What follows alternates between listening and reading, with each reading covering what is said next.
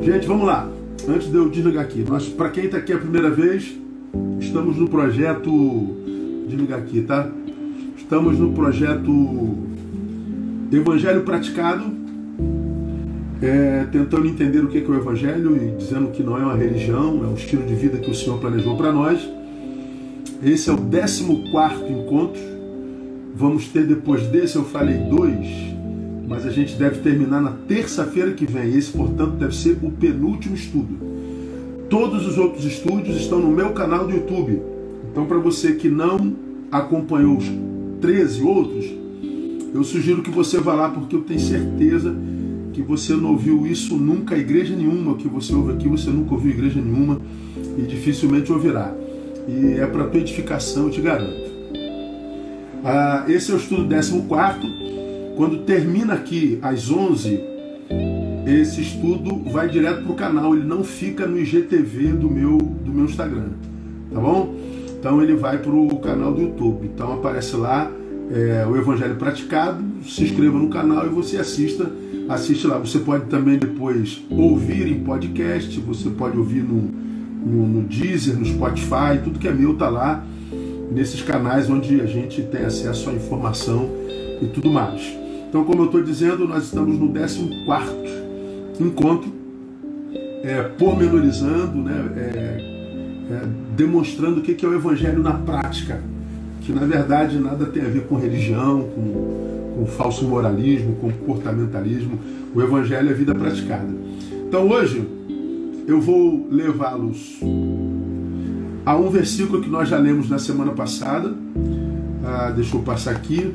Na semana passada, no 13º tópico, o que nós estudamos? Nós estudamos que o sacrifício no Evangelho deve ser somente do que Deus pede. Então no Evangelho não tem sacrifício, a não ser aqueles registrados na Bíblia Sagrada. Okay? A igreja evangélica impõe um monte de comportamentos, de esforço, de busca para alcançar a bênção, mas na Bíblia não tem isso. Mostramos na semana passada que a Bíblia fala de sacrifícios, de oferendas, e são os únicos que depois do sacrifício de Jesus, que foi o último, o derradeiro, o final, os únicos sacrifícios que cabem são aqueles que estão registrados na Bíblia, que nós falamos na semana passada. Hoje, nesse próximo capítulo, eu vou ler um versículo que eu li na semana passada, que está entre os sacrifícios que agradam a Deus, que está no versículo 16. Mas não vos esqueçais de fazer o bem e de repartir com os outros, porque com tais sacrifícios Deus se agrada. Então nós falamos que um dos sacrifícios que agrada a Deus é o sacrifício de fazer o bem e de repartir. E o que nós falamos na semana passada? Fazer o bem é um sacrifício? Vai chegar um tempo que fazer o bem é um sacrifício. Nós falamos na terça-feira passada. Por que é um sacrifício? Primeiro, que a gente vive no mundo caído, que jaz no maligno. Então o que prevalece é a cultura do mal. O que prevalece é a cultura da indiferença. O que prevalece é o se dar bem o tempo todo. O que prevalece é pensar em si mesmo, buscar seu próprio interesse. Então, aquele que é do bem, aquele que não é só do discurso do bem, mas aquele que pratica o bem, aquele que trata bem, aquele que é solidário, aquele que é da generosidade, ou seja, aquele que não foi contaminado pela cultura da indiferença, do ensimesmamento, do hedonismo, aquele que se manteve íntegro na sua identidade espiritual, porque ele é do bem, porque ele é filho do Deus bom, esse camarada, ele vai se sentir muitas vezes muito sozinho. Você vai tentar arrumar um grupo para fazer um trabalho de solidariedade, uma dificuldade danada. É mais fácil achar muitas vezes fora da igreja do que dentro da igreja. Porque dentro da igreja, a maioria dos evangélicos estão viciados em cantar. E eu não estou falando, pelo amor de Deus, que cantar não é errado. Não é errado. Eu canto, eu sou músico, minha esposa é ministra de louvor, eu toco instrumento, eu amo cantar. Só que o evangelho não é só cantar. Então, quando a gente fala em adoração, a gente só fala em canção. Então, uma das marcas mais proeminentes dos evangélicos é canção. Legal, é bacana a canção. Mas o evangelho não pode se resumir em ir ao templo, cantar 3 músicas e voltar para casa. Ir ao templo e cantar 10 músicas e voltar para casa. Porque se for para cantar 10 músicas, a gente canta em casa. Não precisa ir lá. Então, ele espera que a gente produza alguns sacrifícios, pratique alguns sacrifícios. Cantar não é sacrifício nenhum. Ainda mais para nós brasileiros, nós vivemos cantando debaixo do chuveiro, no trânsito, esperando alguma coisa. Se 2 pauzinhos estiverem na nossa mão, daqui a pouco a gente está batendo no outro e o pezinho está batendo também. Nós temos sangue musicalizado. Então cantar é nosso prazer, mas não é sacrifício. Quando nós falamos do sacrifício de louvor na terça-feira passada, falamos que o sacrifício de louvor, portanto, não é canção, não é cantar, nem é o cantor. É aquele que, fazendo bem, extrai o melhor do seu irmão, do seu próximo. Falamos sobre isso lá, rodou a beça aí nas redes na terça-feira passada. Então, o sacrifício aqui exigido é de fazer o bem, o que não seria fácil por causa da cultura do mal, por causa da minoria que permaneceria fazendo bem, todo mundo se retiraria para si, porque o amor seria esfriado por causa da iniquidade. E terceiro, porque como diz Paulo, o amor cansa. Quando ele diz lá, não vos canseis de fazer o bem.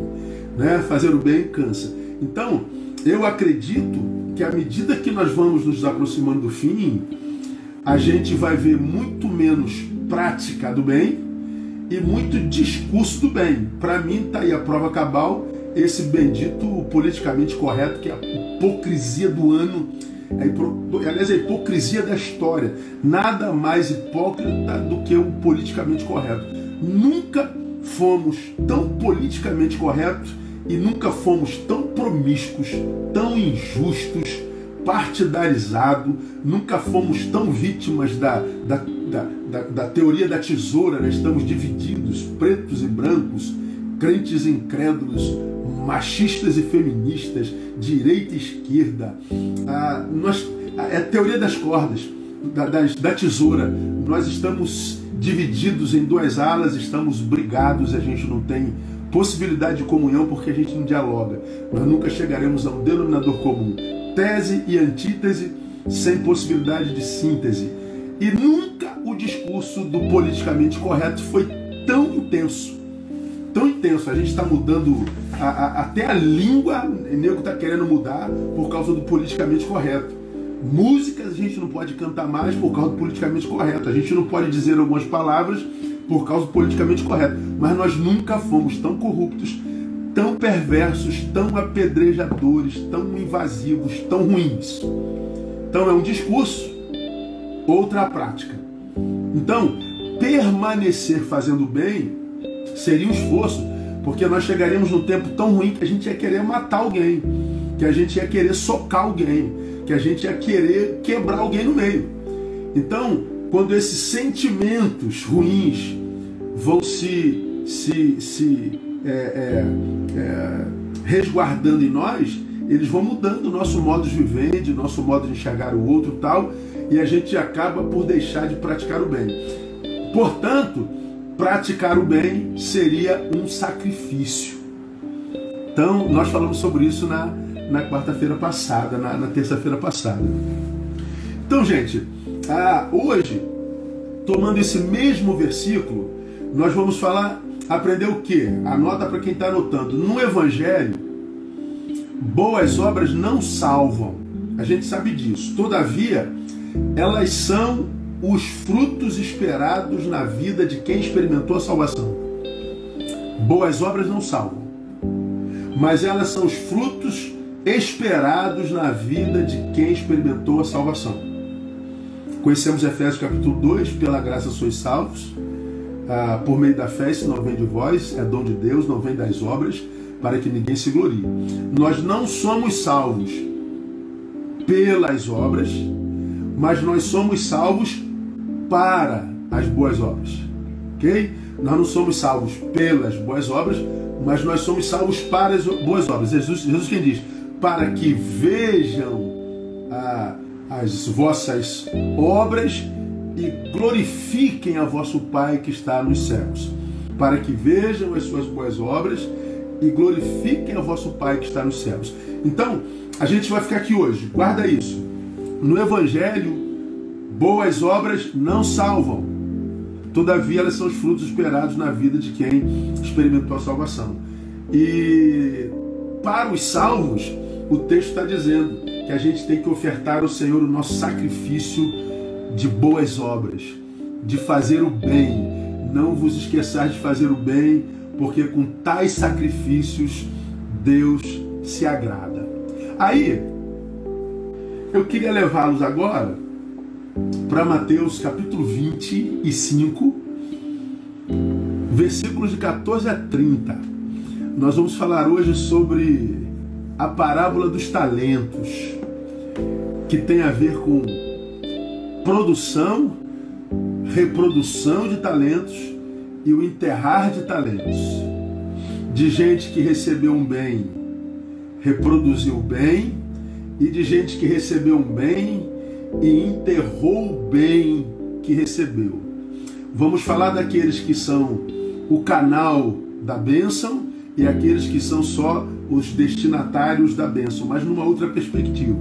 Mateus 25, de 14 a 30, vai exemplificar esse negócio do bem que eu estou falando para vocês. Deixa eu achar aqui, Mateus 25. Mateus capítulo 25, a partir dos versos 14, diz assim, ó, o investimento dos talentos. Jesus contando a parábola, tá? Porque é assim como um homem que, ausentando-se do país, chamou os seus servos e lhe entregou os seus bens. A um deu 5 talentos, a outro 2, e a outro 1. A cada um segundo a sua capacidade. E seguiu viagem. O que recebera 5 talentos foi imediatamente negociar com eles e ganhou outros 5. Da mesma sorte, o que recebera 2 talentos ganhou outros 2. Mas o que recebera 1 foi, cavou na terra e escondeu o dinheiro do seu senhor. Ora, depois de muito tempo veio o senhor daqueles servos e fez conta com eles. Então, chegando o que recebera 5 talentos, apresentou-lhe outros 5 talentos, dizendo: Senhor, entregaste-me 5 talentos, eis outros 5 que ganhei. Disse-lhe o seu senhor: muito bem, servo bom e fiel. Sobre o pouco foste fiel, sobre o muito te colocarei. Entra no gozo do teu senhor. Chegando também o que recebera 2 talentos, disse: Senhor, entregaste-me 2 talentos, eis aqui outros 2 que ganhei, que multipliquei. Disse-lhe o seu senhor: muito bom, servo bom e fiel.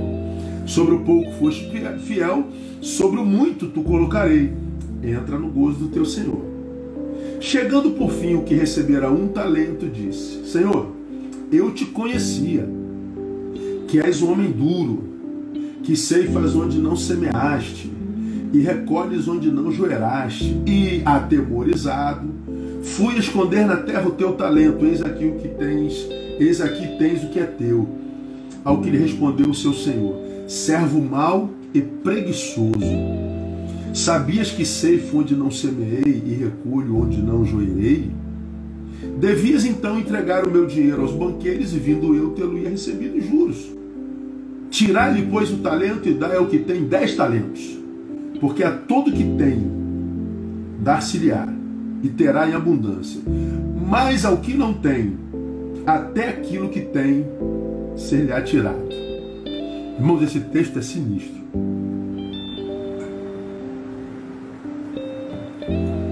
O texto fala da gestão dos nossos talentos, da gestão dos nossos dons.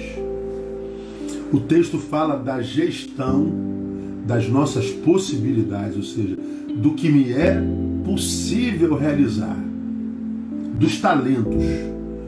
O texto fala das capacidades que Deus nos deu, que a vida nos deu, e do que nós fazemos com essas capacidades, o que nós fazemos com esses talentos. Então há tanto ensino aqui que eu não sei se eu consigo acabar. Eu tenho que conseguir, vou ter que reduzir para a gente acabar. Então vamos às lições do texto. Primeiro vamos entender. Um talento era uma moeda de medida daquela época. Um talento grego, por exemplo, ele equivalia a 26 quilos. Então me dá aí um talento disso. Ele está dizendo, me dá 26 quilos disso. Mas também tinha o talento romano. O talento romano equivalia a 32,3 quilos, 32 quilos e 300 gramas. Então quando ele dizia me dá um talento de, ele está dizendo me dá 32 quilos e 300 gramas de. E esse talento, ele podia ser de prata, ele poderia ser um talento de ouro e poderia ser talento de grãos. Então eu poderia chegar no mercado grego e falar, eu quero um talento de feijão. Ele está dizendo, eu quero uma saca de 26 quilos. Eu poderia chegar no mercado romano e dizer, eu quero um talento de arroz. Eu queria uma saca de 32 quilos e 300. Entende? Então, o talento era uma medida, uma medida. Um talento também, só para a gente situar, tá? Era salário. Quantos talentos você recebe de prata por mês? Quantos talentos de ouro você recebe por mês? Né? Então, um talento era salário. Portanto, 16, um talento de prata equivalia a 6.000 denários. Perdão, pulei, tá?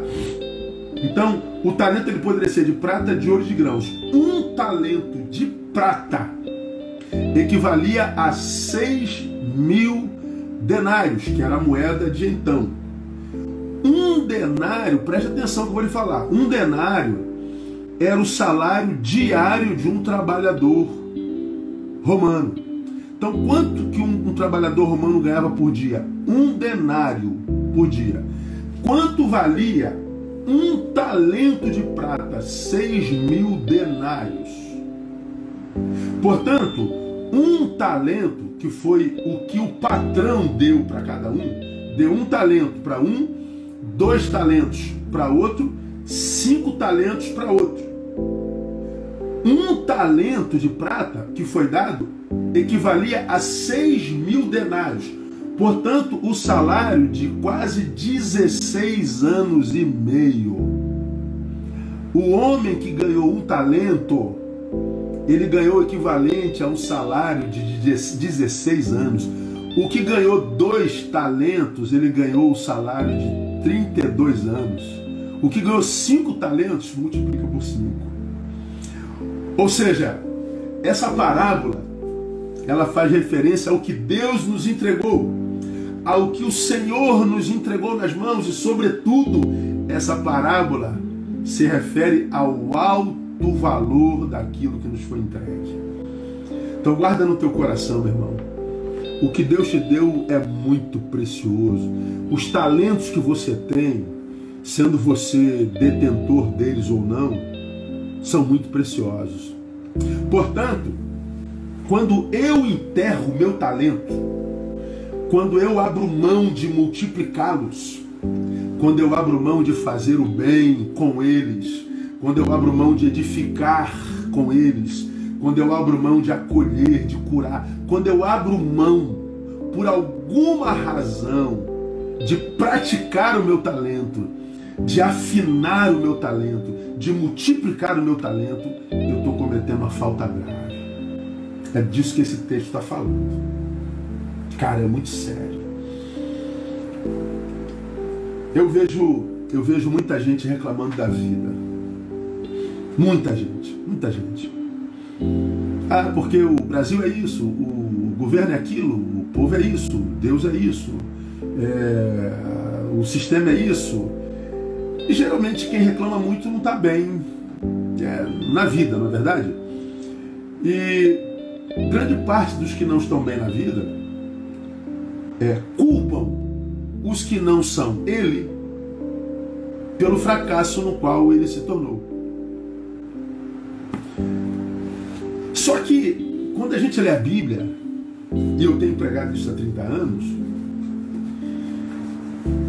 ninguém é responsável a priori, por estarmos no lugar onde nós estamos. Eu tenho dito que cada um de nós está exatamente onde merece. O pessoal fica com raiva disso, hein? Por quê? Porque nós estamos acostumados a caçar culpados, né?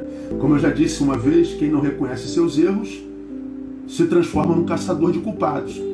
Culpado foi meu pai, culpado foi minha mãe, culpado foi o pastor, culpado foi o João, culpado foi o padre, culpado foi o Papa. Não interessa quem é o culpado, o fato é que você está onde você está, cada um de nós está onde nós estamos, e nós estamos de fato porque estamos aqui. Agora, grande parte de gente que não está feliz no lugar onde está, nesse momento histórico, o está porque se recusaram, por alguma razão, a desenvolver os seus talentos. Tiveram oportunidade e não aproveitaram. Eu poderia dar N exemplos. Eu poderia citar 1 milhão de nomes de gente que eu conheço que é talentoso, talentosa, mas a vida está passando e esse talento não foi posto em prática. E ninguém é culpado por isso, a não ser aquele que é responsável por gerir os próprios talentos, que somos nós mesmos. Então, esse texto aqui é um texto no qual o Senhor deixa claro qual é a relação dele com cada um de nós, porque esse texto tem lições extraordinárias. E ele diz que ele deu talento para todo mundo.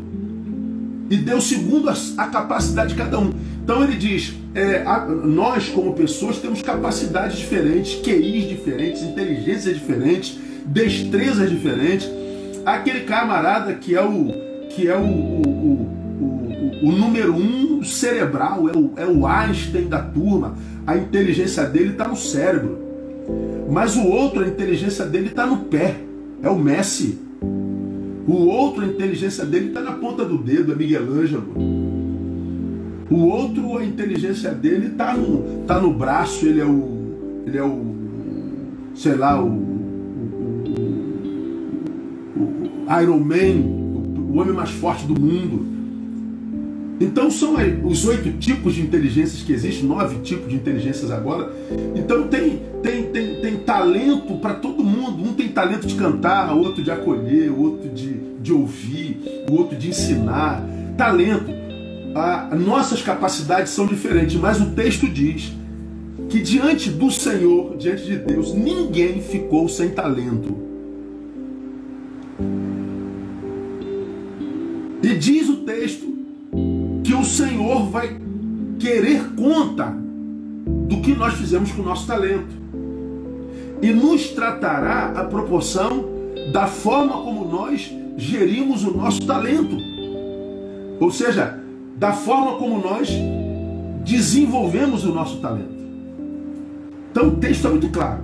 Aqui tem várias lições. Vamos lá. Primeira, o texto me ensina que o patrão, o Senhor, espera que a obra continue mesmo na ausência dele. O texto diz assim: o Senhor se ausentou, foi para um país distante. Mas ele fez o quê? Ele entregou os seus talentos aos seus funcionários.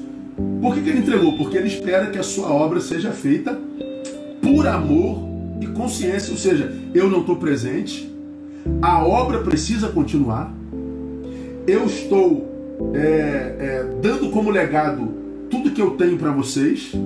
Vocês não vão estar debaixo de vigilância porque eu vou estar longe, mas eu espero que vocês continuem a minha obra. Claro que está falando da relação de Jesus e seus discípulos. Jesus foi assunto aos céus e disse aos seus: ide. E ele diz: vos enviarei e liberarei o Espírito Santo sobre vocês. Então, quando o Senhor nos alcança, ele está dizendo: olha, Neil, eu te alcancei para que você vá e dê fruto. Vós não escolhestes a mim, eu vos escolhi a vós para que vocês possam ir e dar frutos. Desenvolvam o seu talento, pratiquem o bem, façam bem, salguem a terra, iluminem o mundo. Então ele diz: o que eu espero, todavia, é que vocês não façam isso por pressão ou persuasão, que seja uma obra de consciência e de coração. Então Deus espera que você desenvolva o seu talento. Deus espera que aquilo que Ele te deu seja posto em prática. E ele diz que nesse tempo do fim, a gente tem que fazer isso mesmo que fosse como sacrifício. Porque com tais sacrifícios, o de fazer o bem, de repartir, ou seja, de multiplicar talento, são sacrifícios que ele se agrada. Então, Deus espera que a gente dê continuidade à sua obra. Segundo, esse texto me ensina que os bens do patrão são também dos seus servos. Porque assim como um homem que, ausentando-se do país, chamou os seus servos e lhes entregou os seus bens. Ou seja, há um texto na Bíblia lindo, né, que já não vos chamarei mais servos, porque os servos não sabem o que faz o seu Senhor, mas eu vos tenho lhe chamado amigo, porque lhes dei a tudo conhecer. Ele diz assim, ó, o que é meu é seu, nós somos amigos, nós somos pai e filho, nós somos noiva e noivo. Tudo que é meu está à sua disposição, filho meu. Se alguém tem falta de sabedoria, peça a Deus que a todos dá. Se alguém tem falta de talento, peça a Deus que a todos dá. Se alguém não sabe qual é o seu talento, pergunte a Deus que Ele vai te dar, vai te revelar. Ele está dizendo que tudo que é do patrão é nosso. Esse texto está dizendo revelando a generosidade e a bondade de Deus, que diz nesse texto que não há entre os seus servos alguém que não tenha recebido um talento. Não há entre os seus servos alguém que não tenha recebido do seu bem. Então ele distribuiu talento para todos nós, esperando que todos nós o multipliquemos, mesmo que seja sacrificialmente. Então, revela a generosidade e a bondade de Deus, que não há servo dele sem talento, e que Deus é a fonte doadora de todos os nossos talentos e possibilidades. Todos os nossos talentos. Tudo que eu faço é Deus que me deu. Tudo que eu sei, Deus que me deu. Todo o meu potencial, todo o teu potencial, todo o teu talento, foi Deus que te deu isso aí. E existem coisas que só nós sabemos fazer, não é? Só nós sabemos fazer. Tem uma menina aqui ouvindo a gente, a Nath, a Natália Finanças, vai lá no Instagram dela. Ela trabalha com finanças. Ama o que faz. Eu não tenho dinheiro não, mas o pouco que eu tenho, eu pedi para ela administrar, porque eu não entendo nada de mercado. E tinha um dinheirinho na poupança, e a poupança está perdendo dinheiro. Aí uma vez ela me mandou um direct me agradecendo, porque ela me segue há muito tempo, que eu sou uma referência na vida dela, que eu sou uma bênção na vida dela e tal. Eu recebo isso 1000 vezes por dia e me alegro por saber que eu sou bênção nessa geração. E aí a minha gerente me procurou dizendo que poupança não dava mais nada. Aí eu lembrei dessa menina, da Nath. Falei, Nath, você gostaria de me dar uma bola, me dá uma força. Aí ela está me dando todo o suporte, ela está me dando com muito carinho, direcionamento. Eu não sei nada de bolsa, eu não sei nada de poupança, eu não sei nada de CDB, não sei nada de nada. Eu não mexo em nada disso, nunca mexi em nada disso. Ela está dando uma moral, está dando um bizu, falando sobre previdência, aposentadoria, essa parada toda. Faz com destreza, com carinho, com amor, gosta do que faz. Eu não sei nada. Eu não sei nada de matemática, eu nunca aprendi tabuada. Você acredita nisso, irmão? Eu nunca aprendi aquela tabela periódica de química. Eu não sei como é que alguém pode saber química. É o talento dele. Agora, como é que alguém pode ser bom de diagnose, de filosofia, de psicologia, de sociologia, bom no esporte? Todos nós temos talento. O dom do acolhimento, o dom da misericórdia, o dom do ensino, o dom da administração. Seja qual for, Deus nos deu e espera que a gente multiplique. Terceira lição: os bens do patrão são de natureza comunitária. O texto diz que o patrão chamou todos os servos. Ele chamou a todos os que estavam trabalhando juntos. Ele chamou aqueles que estavam na coletividade, na comunhão. Ele não fez acepção de filhos nem de servos. Todos os que estavam receberam talento. Todos os que estavam eram vistos pelo Senhor como alguém capaz. Claro que na visão do Senhor, era capaz de gerir um talento, 16 anos e meio, que não era pouco, E o outro era capaz de gerir 5 talentos. Ah, eu quero 5. Não, você ainda não está sabendo gerir um ainda. Multiplica um que você chega no 5. Faz bem o que você faz. Para de querer fazer o que o outro faz. Para de querer ser macaco de imitação. Para de se despersonalizar para imitar a A, B ou C. Seja você mesmo. Faça o que você tem, o que Deus te deu, com simplicidade, mesmo que seja pouquinho. Porque se você for fiel no pouco, Ele vai te colocar sobre o muito. Então, qualquer um que tem um talento é capaz de fazer 2 se esforçar. E qualquer um que faz 2, como diz o texto, é capaz de fazer 4. Então, o tal do complexo de inferioridade, tão comum e danoso entre os discípulos de Cristo, é tão somente uma deformidade de visão, uma deformidade da autovisão, da visão de si mesmo. Pastor, eu não sou capaz, eu não me vejo capaz. Pois é, o problema é que você não se vê. Não quer dizer que você não seja capaz.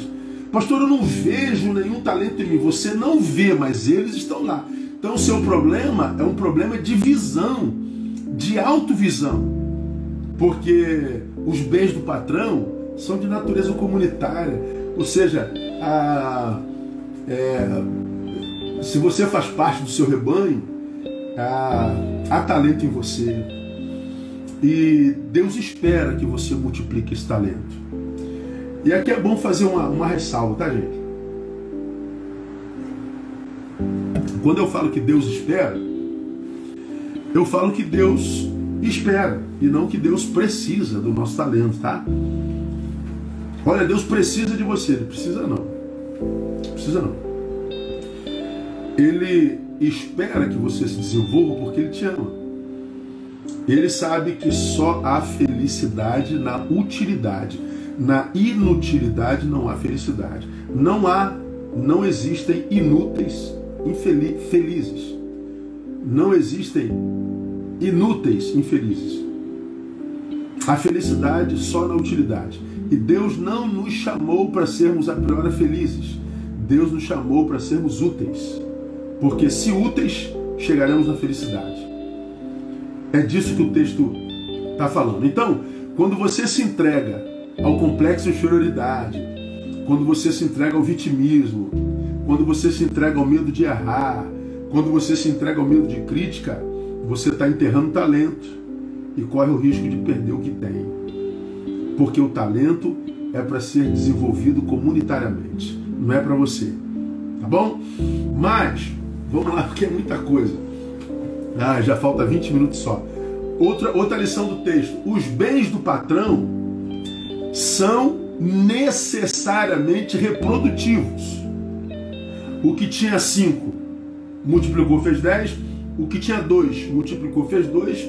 E o que tinha 1 enterrou. Mas o patrão esperava que ele multiplicasse. Então, todos os talentos que nós temos, todos, podem se transformar em pelo menos 2. Ou seja, cada um de nós pode fazer mais de uma coisa na vida. Cada um de nós pode reproduzir o que faz. Todavia, essa reprodução depende dos seus gestores. E qual o problema dos talentos que faltam na igreja, por exemplo? Seus gestores. Gente que não está disponível para a igreja de Jesus.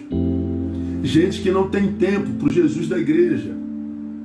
Gente que foi sequestrado como Demas pelo presente século. Usa o seu talento só no seu benefício. Gente que fez de si o alvo da vida. Gente que não é mais canal, é só destinatário da bênção. Pois bem,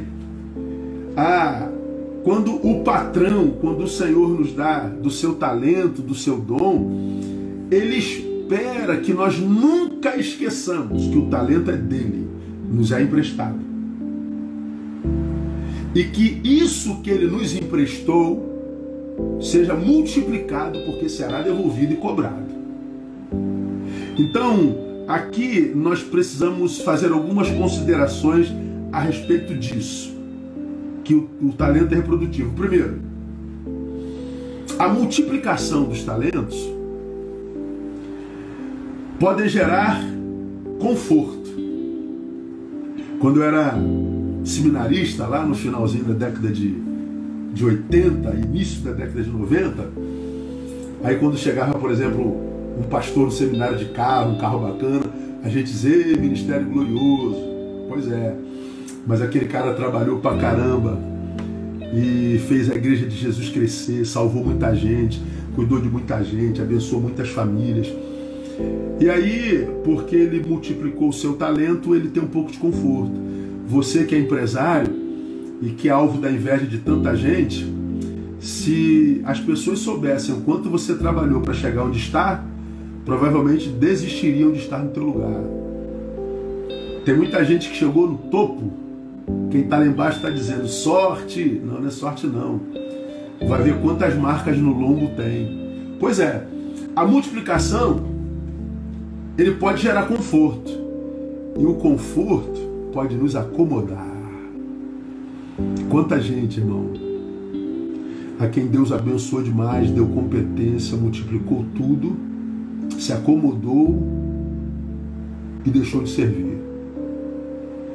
Ah, quanto talento! Eu vi na igreja de Jesus, na nossa igreja, por exemplo, hoje está no mundão, com discurso de politicamente correto, ideologizado, completamente tomado pelo mundo, pelo presente século. Esse mundo que nasceu em 2018 apenas. 2018, antes de 2018 ninguém era assim. Mas de 2 anos para cá mudou tudo e ninguém lembra que foi de 2 anos para cá. E lamentavelmente caíram na rede. Hoje estão com vida sem sentido e vida confortável. Eu tive no enterro há bem pouco tempo atrás e impressionante como foram 3 pessoas que vieram falar comigo e pedir perdão. Eu já nem sabia por que estava pedindo perdão. Pô, eu queria pedir perdão, porque, cara, eu não sei nem do que você está pedindo perdão. Eu não tenho nada contra você, nem contra ninguém. Tá perdoado, eu não sei do que, você está perdoado. Fique em paz. A grande parte das pessoas que estão longe da igreja, elas carregam em si um quê de culpa, um quê de frustração consigo mesmo, porque sabem, mesmo que estejam fora da comunhão, que o lugar delas é na igreja. Mas muitas vezes não tem força para voltar. A multiplicação dos talentos, da competência gerou conforto e eles se acomodaram. Mas a multiplicação também pode gerar algo que é muito gostoso, senso de realização. Cara, é bom ver o nosso trabalho multiplicando. É bom ver o nosso trabalho dando certo. É bom ver o fruto do nosso trabalho rendendo. Só que essa realização, ela pode gerar um senso de meritocracia. A gente pode começar a achar que a gente merece isso aqui. Trabalhei pra caramba, eu mereço isso aqui. Foi de sol a sol, eu mereço isso aqui. Você acaba achando que você é merecedor daquilo. Esquece o valor da graça. Não, Neil. Claro, você tem mérito de estar onde você está. Mas lembra de onde você veio? E quem foi que te ajudou no início e foi te mantendo de pé, te dando graça, renovando a tua força, te alimentando, mantendo tua mente saudável. Quanta gente começou com você e ficou pelo caminho. Por que você terminou? Pela graça de Jesus. Então nunca esqueça. Portanto, glória a Ele. Cuidado com a meritocracia. Ela é uma desgraça. A multiplicação, ela pode trazer glória para a gente. Você é uma bênção, você é muito inteligente, você é uma referência, você é muito bom, você não sei o que, você não sei o que. É tanto você que a gente acaba acreditando que nós somos aquilo, e isso pode gerar o quê? Soberba. Conhece alguém a quem Deus abençoou que ficou besta? Conhece gente a quem Deus abençoou que a gente não pode nem chamar mais pelo nome porque ficou besta, soberbo? Eu me lembro, já contei essa história várias vezes. Um colega que se formou comigo em 1990 e passei uns 25 anos sem vê-lo. Fui fazer uma conferência, acho que foi lá no Piauí, 25 anos depois. Eu encontrei esse sujeito, era o sujeito mais bagunceiro da turma, mais brincalhão, desculpa o termo, mais sacana da turma. Aí eu vejo na plateia, eu era orador, cara, quando acabou, eu fui lá embaixo falar com ele, aí vamos imaginar que o nome dele seja João, e não é outro nome, né?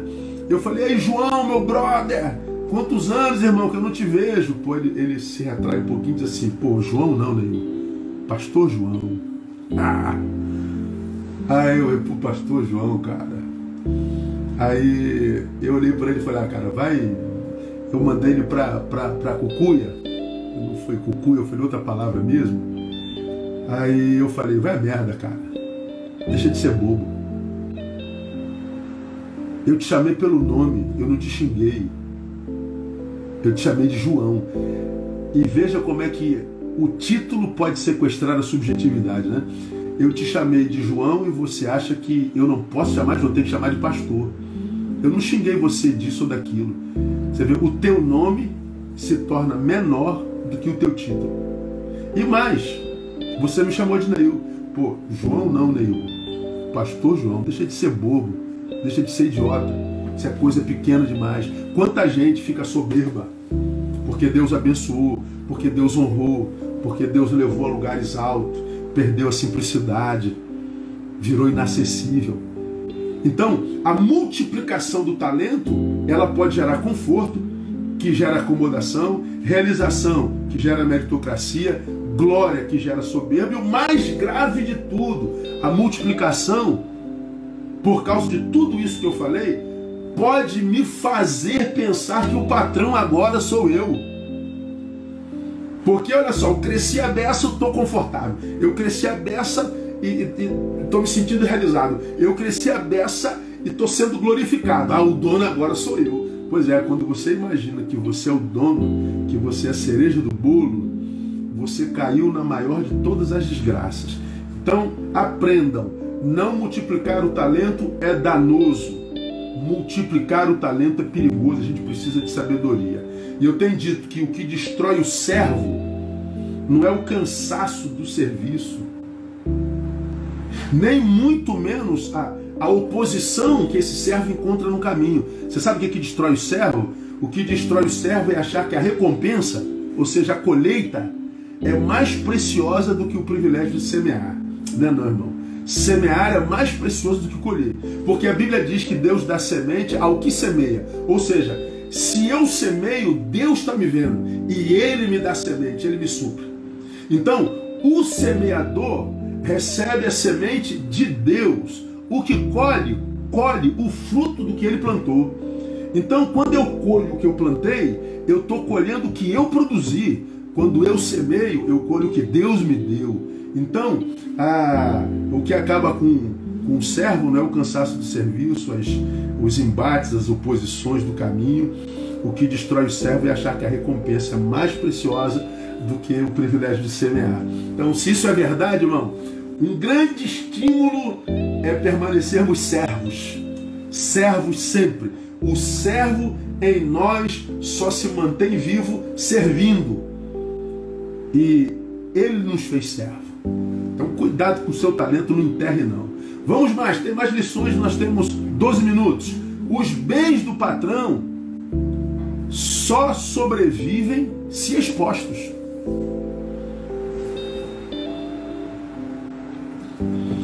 Ele nos deu talentos, dons, e diz, Neil, o que eu te dei só sobrevive se você expusê-los. Os expor. Só sobrevivem se forem expostos. Ou seja, os meus talentos são meus, mas não para mim. Os seus talentos são teus, mas não para você. Ele só encontra sentido quando ele sai de nós. Se o meu talento se eu sou professor, encontra sentido no aluno. Se eu sou pastor, encontra sentido na ovelha. Se eu sou motorista, eu dirijo para o passageiro. É assim. Quem escolheu, portanto, viver para si, não precisa dos talentos do patrão. Quem resolveu não servir, quem resolveu se retirar indiferentemente, quem resolveu se entregar ao egoísmo, quem resolveu não mais fazer o bem, porque está muito difícil fazer o bem num tempo como o nosso, E para você fazer o bem, irmão, você tem que... meu irmão, ainda mais num país como o nosso, que só tem corrupto, que só tem pulha, que só tem salafrário, você vai fazer o bem, você é perseguido pelo governo municipal, governo federal, governo estadual, você é perseguido por fiscais que inventam problema para você pagar propina. Por isso eu acho que grande parte das igrejas não fazem nada, porque dá trabalho. Eu sei porque a minha igreja faz muito. Mas eu tenho consciência que os bens do patrão só sobrevivem se expostos. O que Deus me deu só sobrevive se eu ponho para fora. Então você quer, irmão, ressignificar a sua vida? Você quer viver uma vida que vale a pena? Você quer ter uma vida da qual você se orgulhe, que te dê alegria de pular da cama de manhã cedo? Tem que expor os seus talentos. Tem que sair daí, desse comodismo, desse coitadismo, dessa autopreservação e botar a cara no mundo. Aí, vamos à sexta lição. Já vamos terminar. A respeito dos talentos. Sua multiplicação, Deus sabe, será a proporção do amor que temos por Ele. Deus sabe que a multiplicação dos talentos que Ele nos deu será a proporção do amor que nós temos por Ele. Por que Ele deu 5 para um, 2 para outro e 1 para um? Exatamente o que tinha um enterrou, porque Deus já conhecia o coração dele. Deus já conhecia o potencial espiritual dele. Deus já conhecia o seu caráter. Então, Deus sabe que a multiplicação do talento será a proporção do amor que nós temos por Ele. Agora olha que coisa interessante, no versículo 24, chegando por fim o que receberá um talento, disse: o único que disse alguma coisa foi o que enterrou o talento. Quem multiplicou 2 e 5 não falou nada, o Senhor me deu, está aqui dobrado. Quem não multiplicou vira palestrante. Aí fala bonito, sabe teologia, sabe sociologia, sabe filosofia, ele tem um monte de desculpa, é um cara boa fala, é um bom comunicador, o cara é comunicativo, a menina é cativante. Pô, Senhor, eu te conhecia nada, conversa fiada, que és homem duro nada, ele deu tudo que ele tinha para os seus funcionários, ceifas onde não semeaste. Como assim? De onde você tirou isso? Recolheste onde não joeraste. Ele está dizendo que o patrão dele é um mau caráter, e atemorizado, ele não era para ter temor por esse patrão, era para ter gratidão, porque o patrão deu a ele 16 anos e meio sem trabalhar. Mas o miserável preferiu o discurso. Não, porque o patrão é assim, porque o pastor é assado, é porque o líder desse ministério é assado, porque o patrão é assado, porque eu discordo disso, eu discordo daquilo. Veja se quem está trabalhando tem discurso, irmão. Meu irmão, para a gente que é líder, para a gente que é pastor, até para saber quem a gente vai ouvir, a gente precisa de sabedoria. Porque hoje é muita lata vazia batendo, muita falação. Rede social, blá, blá, blá, blá, blá, chega a dar nojo, blá, blá, blá, blá, blá. Eu gosto é de treta, blá, blá, blá. Cara, é uma chatice. Aí tu tem que ouvir: pastor, não ouve ninguém. Eu não ouço você, pô. Eu não ouço você que é falastrão, mas tem a mão lisa, pô. Eu ouço você de gosta de treta, mas não tem mão com calo, mané. Agora quem está do lado está trabalhando, sabe que a gente ouve, a gente abre mão. Qualquer líder inteligente ouve quem está do lado. O servo que não multiplicou seus bens não sabia nada sobre o seu patrão, mas foi o único que disse que conhecia. Discurso e prática distantes. Quando ele diz: Senhor, eu te conhecia, ele não sabia o que dizia. Era conhecimento superficial. Não era conhecimento do patrão. Era imaginação do patrão. Ele imaginava o patrão. É como o discursivo fala a meu respeito, a teu respeito. Não, eu conheço o pastor, não conhece não, você não anda comigo. Eu não ando com gente discursiva. Eu não sento à mesa com gente blá blá blá. Então não existe na minha vida, por exemplo, nenhum blá blá blá que me conheça. Você só me imagina. Claro, desse jeito. Então, aquele patrão, aquele menino que enterrou, ele tinha uma visão completamente equivocada do patrão. E por causa dessa visão equivocada, tinha também uma visão equivocada a respeito dos talentos que lhe foi confiado. Ele enterrou os seus talentos dele. Daqui vem a razão de tantos enterradores de talento. Quanta gente talentosa, irmão, quanta gente talentosa que enterraram esse talento, a vida está passando e enterraram. É como diz Rubens Alves, para a gente caminhar para o final. Rubens Alves diz assim: somos assim. Sonhamos o voo, mas tememos as alturas. Para voar, é preciso amar o vazio. Porque o voo só acontece se houver o vazio.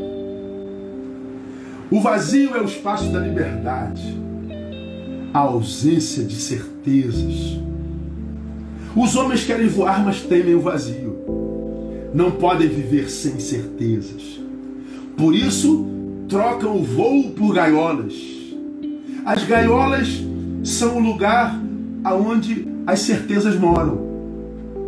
É um engano pensar que os homens seriam livres se pudessem.